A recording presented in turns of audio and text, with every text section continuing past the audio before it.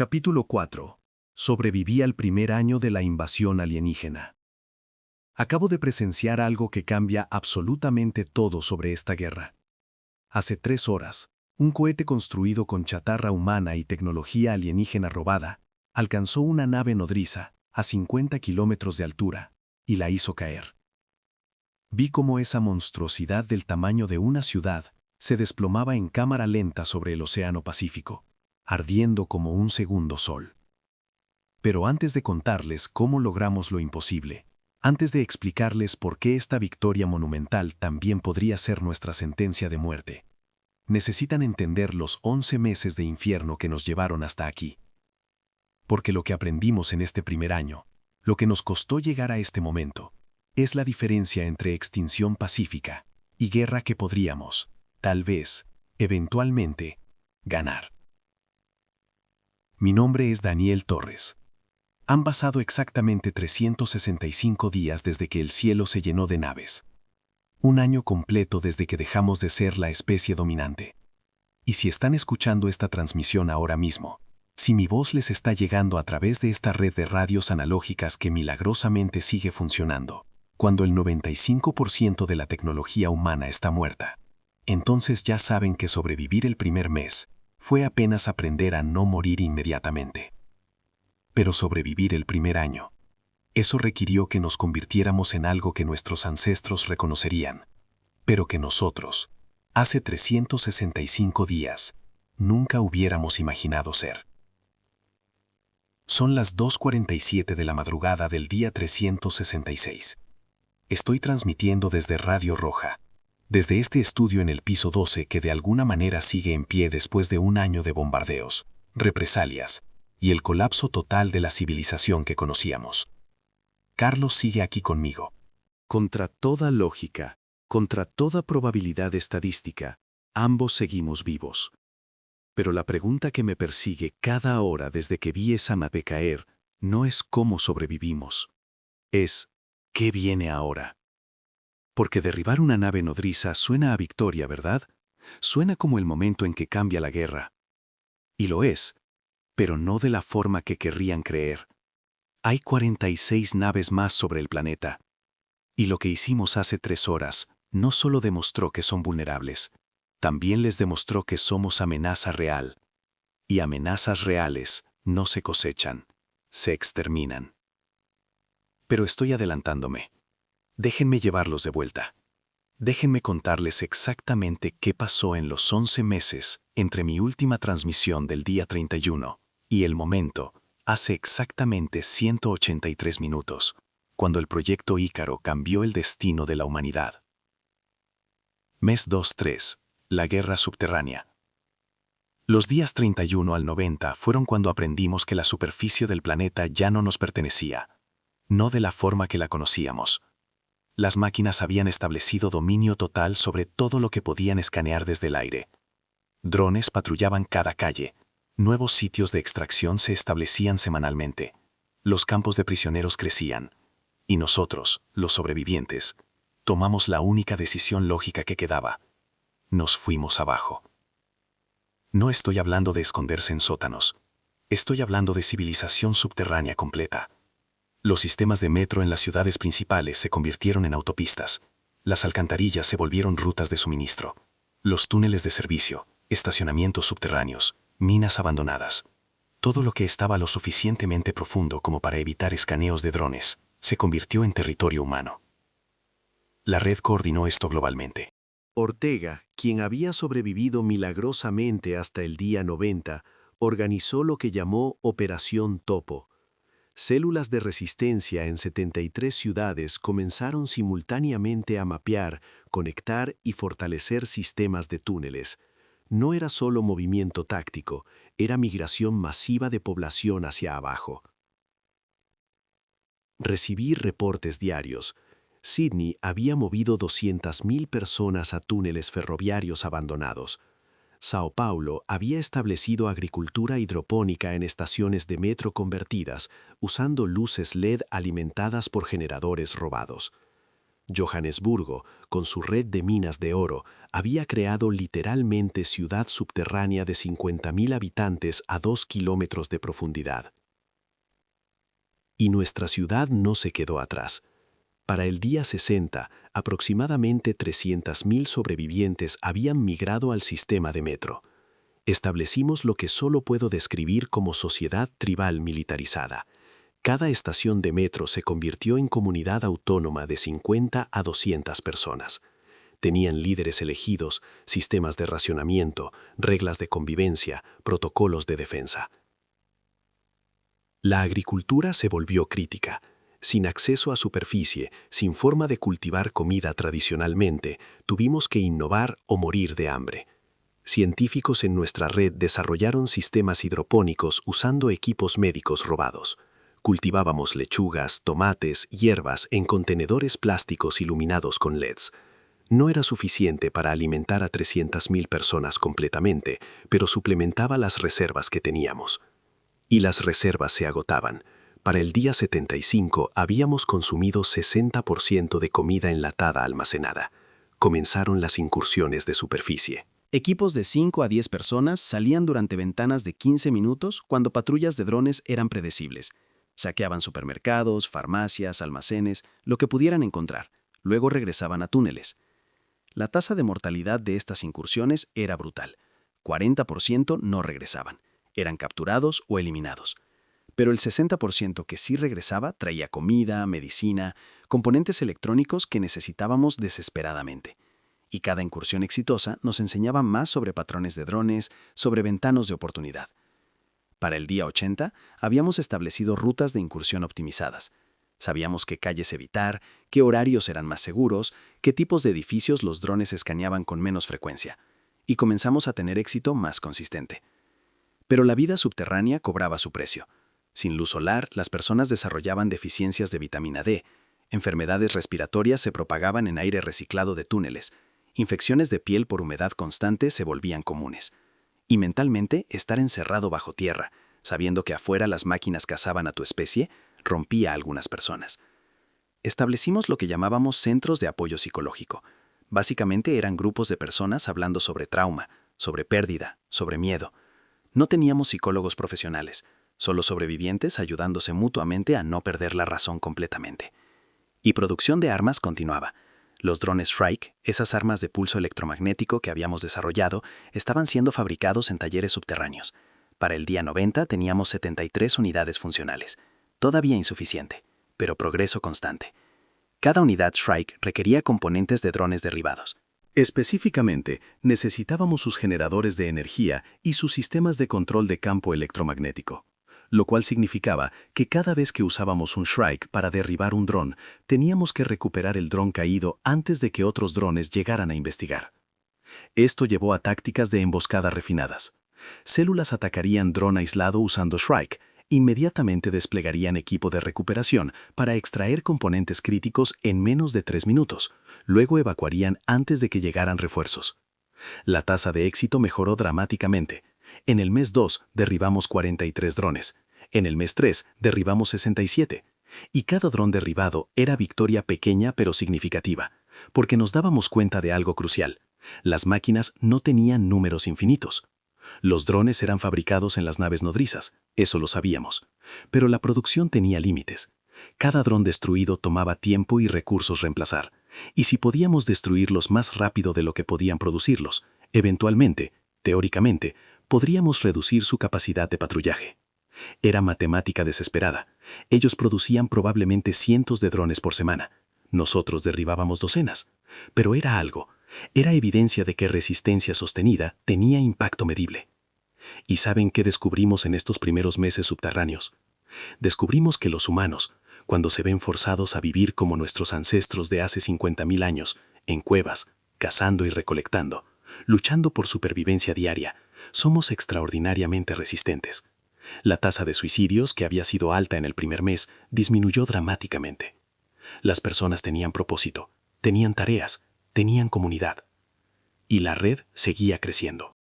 Para el día 90, teníamos comunicación confirmada con células de resistencia en 127 ciudades globalmente. Compartíamos tácticas, información sobre movimientos de drones, descubrimientos sobre debilidades alienígenas. Era coordinación que nunca hubiéramos logrado antes de la invasión, cuando fronteras nacionales y políticas nos dividían. Ahora solo había dos grupos, humanos que resistían y máquinas que cosechaban. Y esa claridad brutal eliminaba todas las divisiones que habían plagado a nuestra especie por milenios. Mes 4 a 6. Los segadores. El día 91 comenzó lo que solo puedo describir como pesadilla evolutiva. Las máquinas ajustaron su estrategia, y el ajuste fue aterrador en su eficiencia. Hasta ese momento, los drones habían sido principalmente aéreos o terrestres mecánicos. Eran efectivos en superficie, pero en túneles, en espacios confinados, su efectividad disminuía. Podíamos emboscarlos, podíamos usar el ambiente cerrado a nuestro favor. Las máquinas reconocieron esto y respondieron creando algo nuevo. Los llamamos segadores. No tengo mejor nombre. Eran criaturas, no máquinas en sentido tradicional, sino algo híbrido, bioingeniería alienígena, diseñada específicamente para caza en espacios cerrados. El primer reporte llegó desde Sao Paulo el día 93. Una célula de resistencia en túneles profundos reportó contacto con algo que no era dron. Era orgánico, aproximadamente del tamaño de un humano, pero con estructura completamente alienígena. Se movía en 4 patas, pero podía elevarse a 2. Tenía sensores biológicos que detectaban calor, movimiento, incluso respiración. Y era rápido, increíblemente rápido en espacios cerrados. La célula de Sao Paulo, 15 combatientes experimentados, fue aniquilada en 4 minutos. Solo uno sobrevivió lo suficiente para transmitir descripción antes de ser silenciado. Durante las siguientes 48 horas, reportes similares llegaron de Johannesburgo, Sydney, Tokio, nuestra propia ciudad. Los segadores estaban siendo desplegados globalmente, específicamente en sistemas de túneles, donde sabían que humanos se escondían. Y eran pesadilla viviente.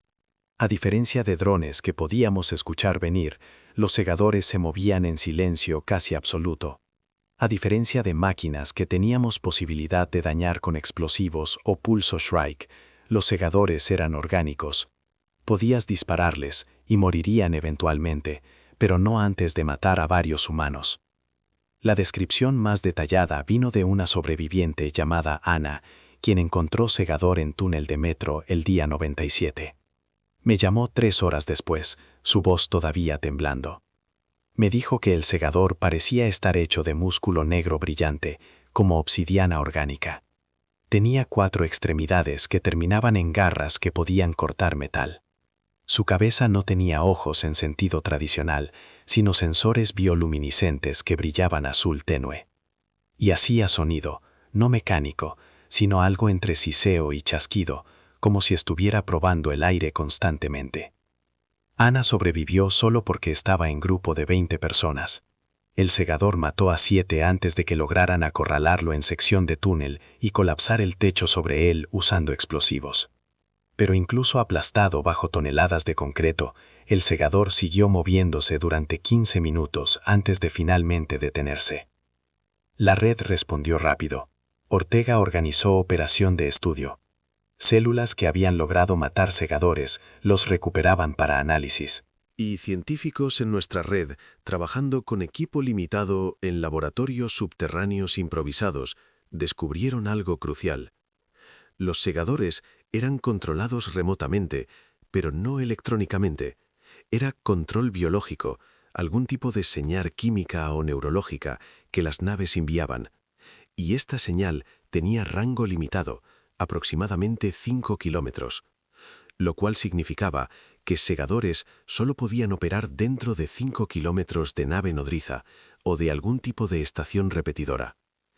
Esta información cambió nuestra estrategia de supervivencia. Células comenzaron a migrar hacia zonas más alejadas de naves, estableciendo refugios en áreas rurales, en montañas, en desiertos, lugares donde alcance de control de segadores no llegaba. Pero esto significaba abandonar ciudades, abandonar infraestructura, abandonar recursos acumulados. Y no todos podían hacer esa migración. Personas mayores, enfermas, niños pequeños no podían caminar cientos de kilómetros a través de territorio controlado por drones. Tomamos decisiones brutales. Células con mayor movilidad evacuaron. Células con población vulnerable se quedaron, fortificaron posiciones, prepararon para resistir lo inevitable. Y lo inevitable llegó. Entre días 100 y 150, perdimos 40% de refugios subterráneos en ciudades principales. Segadores, trabajando en coordinación con drones, penetraban sistemas de túneles, eliminaban resistencia, capturaban sobrevivientes. La población sobreviviente global, que habíamos estimado en 2.000 millones el día 30, cayó a aproximadamente 1.200 millones para el día 150. 800 millones de personas perdidas en 4 meses, capturadas, procesadas, archivadas en esa estructura en la Luna que la comandante Mitchell había reportado. Cada noche leía nombres. No todos. Era imposible. Pero los que lograba recopilar, células enteras eliminadas, refugios colapsados, familias separadas en capturas. Y transmitía, porque alguien tenía que ser testigo, alguien tenía que documentar que estas personas habían existido, habían resistido, habían importado. Carlos me preguntó en el día 142 si valía la pena continuar transmitiendo, si documentar extinción metódica de nuestra especie servía a algún propósito. Le dije que sí, porque si nadie registra lo que está pasando, si nadie cuenta la historia, entonces cuando todo termine, la humanidad no habrá dejado registro de su última batalla, y merecemos ese registro. Pero en esos meses oscuros, cuando perdíamos refugio semanalmente, cuando segadores cazaban en túneles, cuando parecía que adaptarse solo retrasaba lo inevitable, algo cambió. Descubrimos las zonas muertas. El descubrimiento de las zonas muertas. El día 156 recibí transmisión de célula de resistencia en Cordillera de los Andes.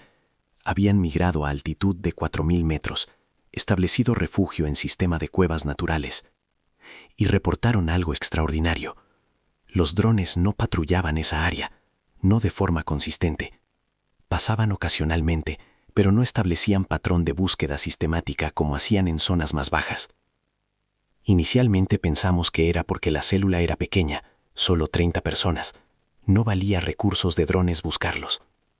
Pero entonces reportes similares llegaron de Himalayas, de montañas rocosas, de Alpes.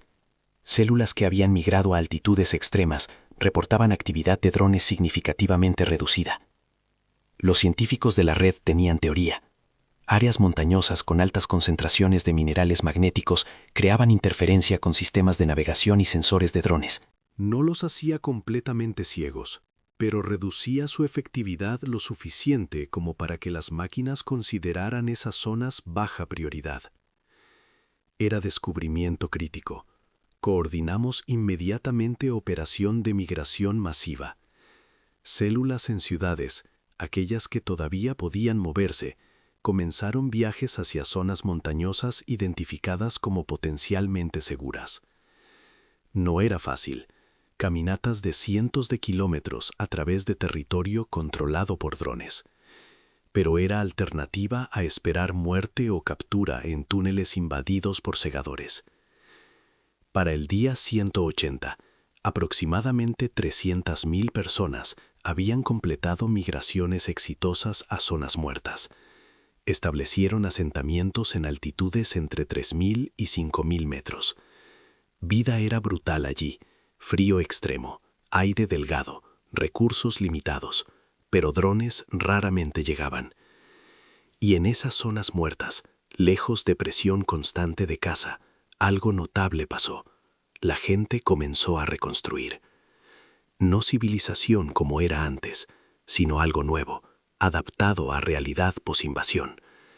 Establecieron granjas en valles protegidos, criaban animales que habían llevado consigo, construían estructuras usando materiales locales y, lo más importante, tenían tiempo para pensar, para planear, para algo más que supervivencia minuto a minuto. Y en ese tiempo, en esas comunidades dispersas en montañas alrededor del mundo, comenzó a gestarse idea que eventualmente se convertiría en Proyecto Ícaro. Mes 7-9. Contacto con la ISS y el nacimiento de Ícaro. El día 203, la comandante Sarah Mitchell de la Estación Espacial Internacional hizo transmisión que cambiaría todo. Su voz, que había permanecido mayormente silenciosa desde el primer contacto del día 28, llegó clara y urgente. Radio Roja, aquí ISS. Hemos completado análisis extenso de nave nodriza sobre su ubicación. Me senté derecho inmediatamente. Carlos dejó lo que estaba haciendo. Vulnerabilidad crítica era exactamente lo que necesitábamos. Mitchell explicó. Ella, Tanaka y Volkov habían pasado meses observando naves desde órbita, usando telescopios de la estación, equipos de imagen espectral, todo lo que tenían, y habían notado patrón. Cada nave nodriza tenía estructura central, núcleo que brillaba más intenso en espectro infrarrojo.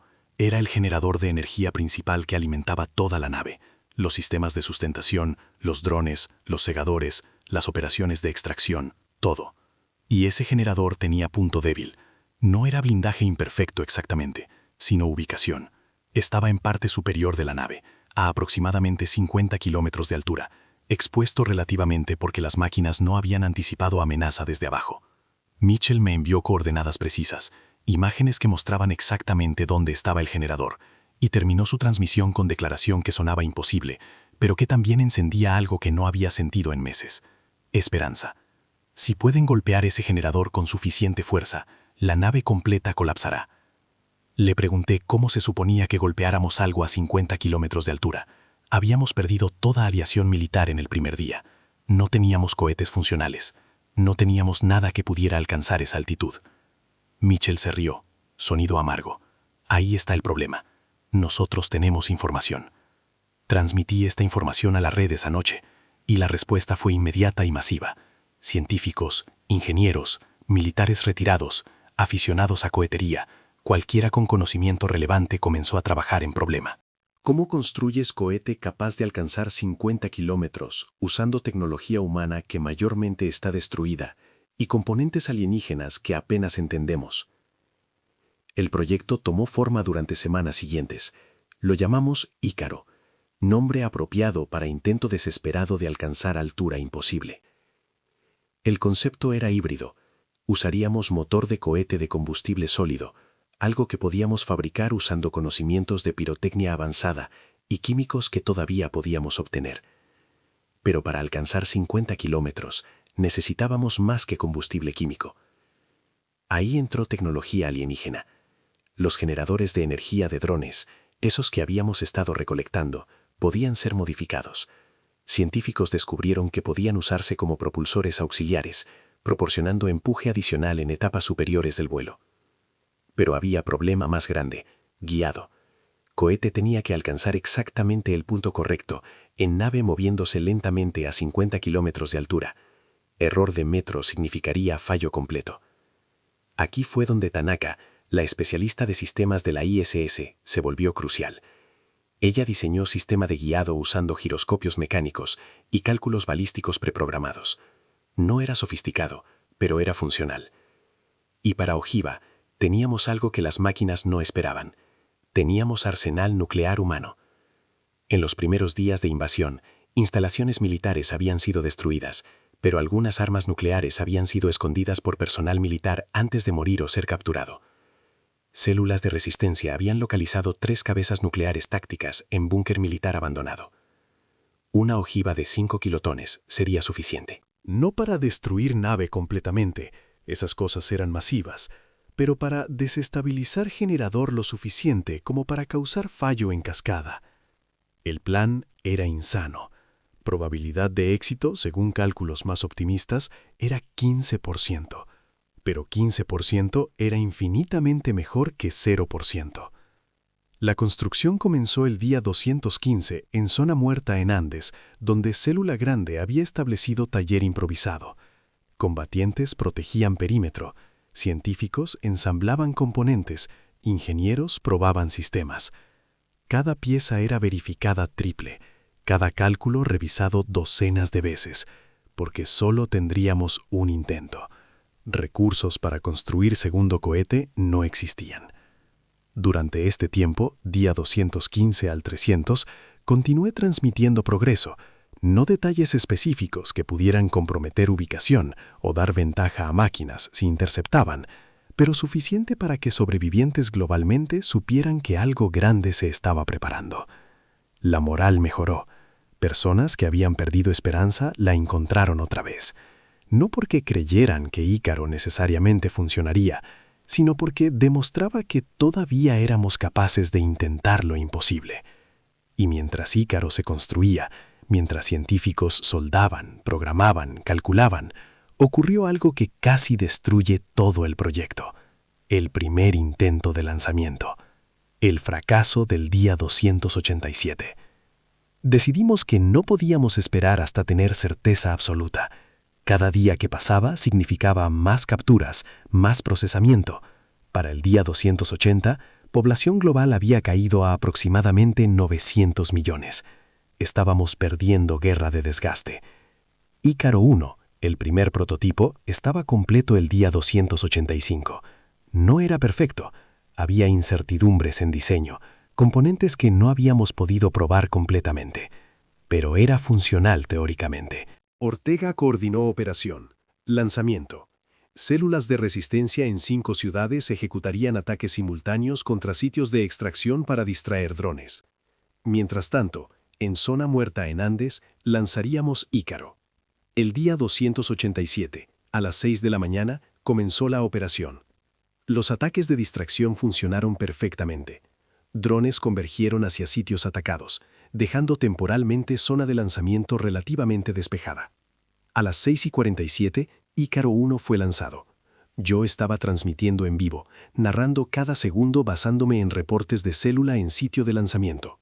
El cohete ascendió limpio. Motor de combustible sólido funcionó perfectamente.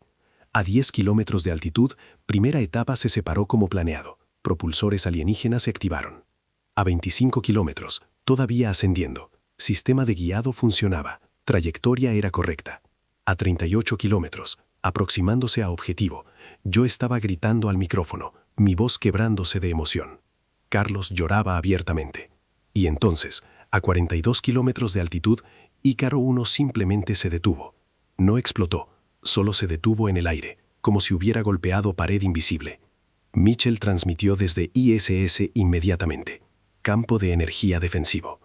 Vimos en imágenes que Mitchell transmitió como Ícaro 1, inmóvil a 42 kilómetros, era desintegrado lentamente por algún tipo de haz de energía desde nave.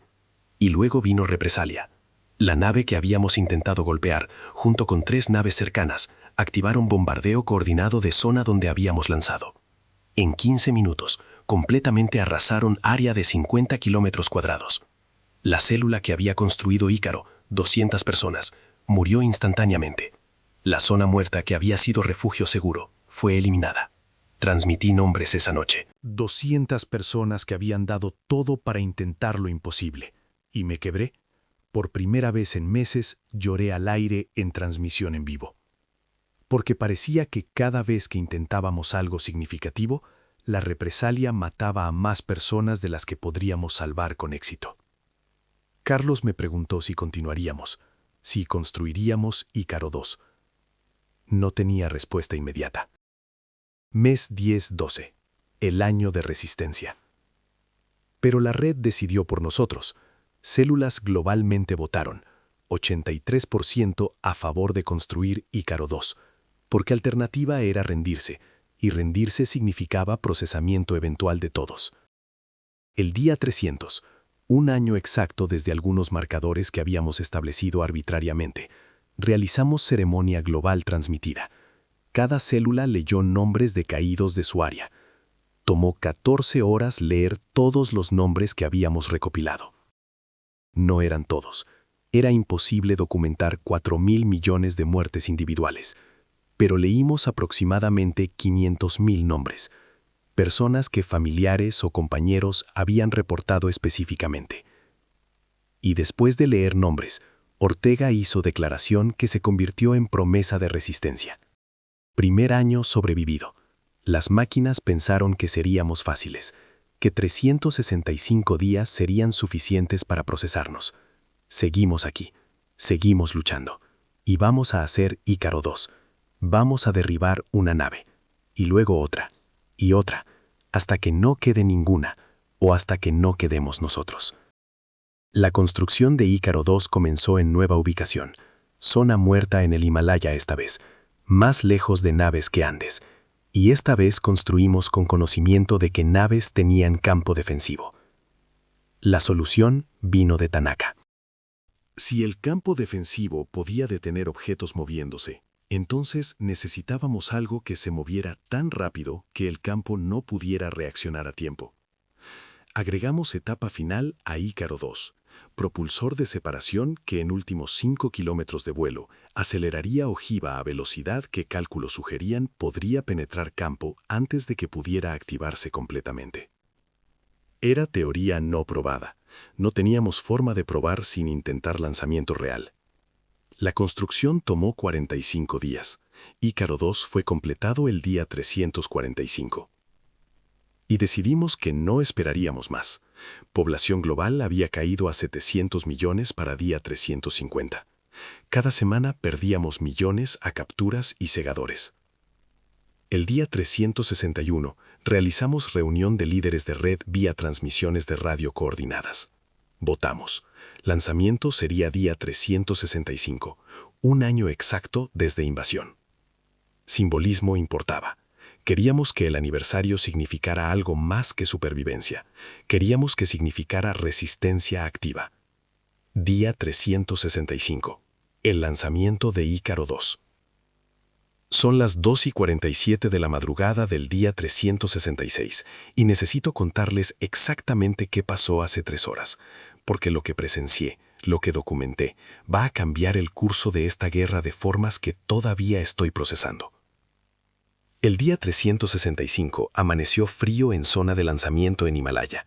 La célula que había construido Ícaro 2, 150 personas, había estado preparando durante semanas. A las 6 de la mañana, Ortega coordinó ataques de distracción, esta vez en 12 ciudades simultáneamente. Queríamos que cada dron posible estuviera ocupado. A las 11:47, hora que habíamos calculado como óptima basándose en posición de nave objetivo, Ícaro 2 fue lanzado. Yo estaba en Radio Roja, 8.000 kilómetros de distancia, transmitiendo en vivo basándome en reportes de Mitchell desde ISS y de célula en sitio. Ícaro ascendió perfecto. Cada etapa funcionó exactamente como diseñado. A 10 kilómetros, separación de primera etapa. A 25 kilómetros, propulsores alienígenas activados. A 40 kilómetros, aproximándose a zona donde Ícaro 1 había fallado. Mi corazón latía tan fuerte que pensé que explotaría. Carlos sostenía mi mano, ambos mirando nada porque no podíamos ver, solo podíamos escuchar reportes fragmentados. Y entonces escuchamos lo que nos salvó. La etapa final, ese propulsor de separación que aceleraría ojiva a velocidad extrema, activó a 43 kilómetros, en lugar de esperar hasta 45 kilómetros, como habíamos planeado originalmente. Ícaro 2 aceleró. Mitchell reportó velocidad de 8 kilómetros por segundo en fase final. Y a las 11:52, exactamente 5 minutos después del lanzamiento, la ojiva nuclear de 5 kilotones impactó el generador central de nave nodriza sobre Océano Pacífico. La explosión fue visible desde espacio. Mitchell la describió como sol en miniatura floreciendo en la parte superior de nave. Y entonces, lentamente, imposiblemente, la nave comenzó a inclinarse. El generador había fallado. Sistemas de sustentación colapsaron. Esa masa del tamaño de ciudad, millones de toneladas de tecnología alienígena, comenzó a caer. No fue caída rápida. Tomó 8 minutos para que nave completara descenso desde 50 kilómetros a superficie del océano. Pero la vimos caer. Millones de personas con acceso a costa pacífica la vieron. Era imposible no verla, ardiendo como meteorito masivo, dejando estela de fuego a través de atmósfera. Cuando impactó océano, creó ola que Mitchell describió como tsunami de 30 metros. La onda de choque fue registrada en sismógrafos globalmente. y transmití cada segundo, mi voz quebrada, llorando, gritando, está cayendo. Carlos gritaba conmigo, personas en refugios cercanos gritaban. Podía escucharlos a través de paredes. Y cuando nave finalmente se hundió en océano, cuando ese monstruo imposible desapareció bajo las olas en explosión masiva de vapor, hubo silencio. Silencio absoluto durante 30 segundos. Y luego, cada radio en la red explotó. Células de resistencia en 127 ciudades gritando, llorando, celebrando. Habíamos hecho el imposible. Habíamos derribado nave nodriza. Pero la celebración duró exactamente 4 minutos. La represalia. Porque las otras 46 naves respondieron. Simultáneamente, cada nave sobre planeta activó bombardeo orbital. No atacaron sitio de lanzamiento específicamente. Atacaron aleatoriamente. 200 sectores urbanos globalmente fueron bombardeados en 10 minutos. Mitchell reportó desde ISS que podía ver superficie del planeta iluminándose con explosiones. Parecía que Tierra estaba siendo incinerada. Las estimaciones de muertes todavía están llegando, pero células que pudieron reportar sugieren que aproximadamente 50 millones de personas murieron en represalia. 50 millones. Por derribar una nave, una de 47. Transmite esto, transmite los números. No tenía respuesta entonces, no la tengo ahora. Pero entonces Ortega transmitió, su voz calmada, controlada. Daniel, diles que sí. Diles que cada una de esas 50 millones de personas habrían sido capturadas y procesadas eventualmente. Morirían de todas formas. Al menos ahora, su muerte significa algo. Y Mitchell desde ISS agregó algo más. Las otras naves están reposicionándose. Se están alejando de zonas urbanas donde tienen más exposición a ataques desde superficie. Están reaccionando defensivamente. Entonces recibí transmisión de los científicos, del Dr. Chen y su equipo de lingüistas que habían estado monitoreando comunicaciones alienígenas. Daniel, las máquinas acaban de enviar transmisión a los arquitectos. La decodificamos parcialmente. Nos reclasificaron. Ya no somos nivel 3, somos nivel 4. Nivel 4. Solo 2 especies previas habían alcanzado nivel 4, según base de datos que lingüistas habían hackeado, y ambas habían resistido por años antes de ser finalmente eliminadas. Años, no meses, años. El nuevo amanecer. Son las 3:15 de la madrugada del día 366. Hace 28 minutos terminé de compilar reportes de células globalmente. Población sobreviviente global, aproximadamente 650 millones. Bajamos de 700 millones a 650 en las represalias. Pero tenemos algo que no teníamos hace 3 horas. Tenemos prueba absoluta de que podemos derribar naves. Células ya están organizando construcción de Ícaro 3, 4, 5. Tenemos componentes para al menos 8 cohetes más, y ahora sabemos exactamente cómo hacerlos funcionar. Mitchell desde ISS identificó generadores en 12 naves más. Todas tienen punto débil similar. Todas son vulnerables. Las máquinas saben esto ahora. Por eso se están reposicionando. Por eso escalaron represalias. Porque finalmente reconocen que no somos ganado pasivo. Somos amenaza. Y sí, nos van a matar a muchos de nosotros. Probablemente a la mayoría. Las matemáticas son brutales. 46 naves restantes pueden bombardear planeta hasta esterilizarlo si deciden que somos demasiado problemáticos para cosechar. Pero también pueden retirarse. Pueden decidir que Tierra no vale el costo, que hay planetas más fáciles de cosechar. No sabemos qué decidirán. No podemos predecir cómo balancean costo versus beneficio. Lo que sí sabemos es que primer año de invasión terminó con victoria humana. Pequeña, costosa, pero victoria real. Y segundo año comenzará con 650 millones de humanos que saben que resistencia no es inútil. Ortega ya está coordinando próximos ataques. No contra naves directamente todavía, contra sitios de extracción, contra campos de prisioneros, operaciones de liberación masiva mientras naves están reposicionándose defensivamente. Los científicos están trabajando en mejorar diseño de Ícaro, hacerlo más rápido de construir, más preciso, más letal. Y yo voy a seguir transmitiendo. Voy a documentar cada día de este segundo año. Voy a leer cada nombre que pueda recopilar. Voy a ser testigo. Porque eso es lo que hago. Es lo único que puedo hacer desde este estudio en piso 12 que milagrosamente sigue en pie. El mensaje final. A los 650 millones de sobrevivientes dispersos globalmente. Sobrevivieron un año completo. Eso es extraordinario. Usen cada día adicional para prepararse, para luchar, para ser más de lo que las máquinas piensan que somos. A la red. Derribamos una. Vamos por la segunda. Y la tercera, hasta que no quede ninguna.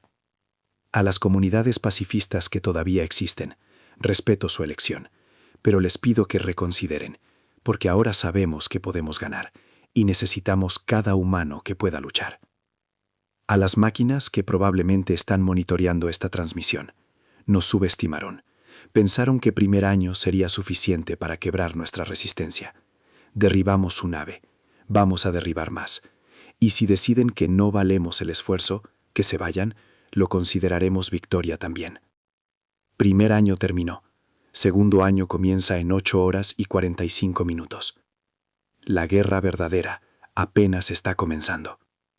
Y hay algo más, algo que recibí hace 10 minutos que no he compartido todavía porque estoy procesando qué significa. Mitchell transmitió alerta desde ISS. Detectaron señal viniendo desde espacio profundo. No es de naves que están aquí. Es de otra fuente. Completamente diferente. ¿Otra especie alienígena? ¿Enemigos de las máquinas que están aquí? ¿Aliados potenciales? No lo sabemos todavía. Pero si hay algo que este primer año nos enseñó, es que el universo es más grande, más complejo, más lleno de posibilidades de lo que jamás imaginamos.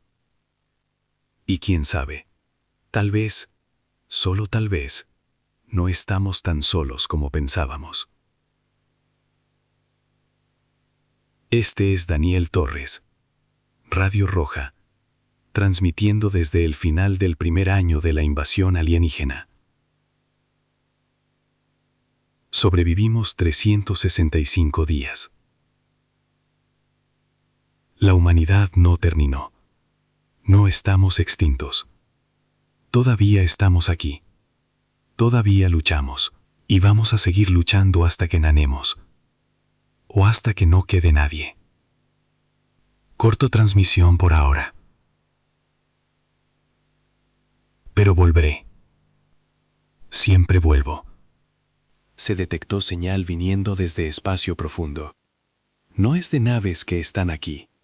Es de otra fuente. Completamente diferente. ¿Otra especie alienígena? ¿Enemigos de las máquinas que están aquí? ¿Aliados potenciales? No lo sabemos todavía. Pero si hay algo que este primer año nos enseñó, es que el universo es más grande, más complejo, más lleno de posibilidades de lo que jamás imaginamos. Y quién sabe, tal vez, solo tal vez, no estamos tan solos como pensábamos. Este es Daniel Torres,